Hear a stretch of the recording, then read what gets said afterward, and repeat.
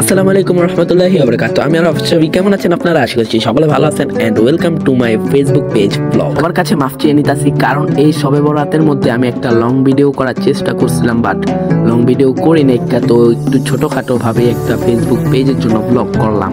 আর আমি যা যা করছি একটু দেখানোর চেষ্টা করছি, আর সবগুলো দেখানো সম্ভব ছিল না। তারপর কিছু কিছু আপনাদের সাথে ভিডিও করে একটু শেয়ার করছি। তারপর চলে আসছে মসজিদে এশার নামাজটা শেষ করে একটু মিলাদ ক্যাম্প শুনলাম। তারপর চলে আসছে রাস্তায়, আর রাস্তায় এসে দেখি ছোট ভাই ব্রাদাররা এই তারাবাতি জ্বালানো দেখে আমার ছোটবেলার কথা মনে হয়ে গেছে। আমরা ছোটবেলায় সবরাতের রাত্রে ঘর বানাইতাম, তারপর এমন তারাবাতি জ্বলাইতাম, আর ওদেরকে দেখে ছোটবেলার কথা মনে পড়ে গেছে। তারপর রাস্তার মধ্যে একটু তারাবাতি জ্বালানো শেষ করে আমরা যাচ্ছিলাম ঈদগার ওইখানে, কারণ আপনারা জানেন যে 12টা বাজে আমাদের ঈদগায় একটা মোনাজাত হয়। এটা হচ্ছে বিশেষ মোনাজাত কবরবাসীদের জন্য। আর এই মোনাজাতের মধ্যে কাশীপুরের বিভিন্ন জায়গা থেকে মানুষজন আসে, আইসা তারা মোনাজাত ধরে কান্নাকাটি করে, কারণ আপনারা জানেন যে এই রাত্রটা একটা বিশেষ রাত্র আমাদের মুসলিমদের জন্য, যে কতটা বিশেষ একটা রাত্র এটা একমাত্র আমরাই জানি।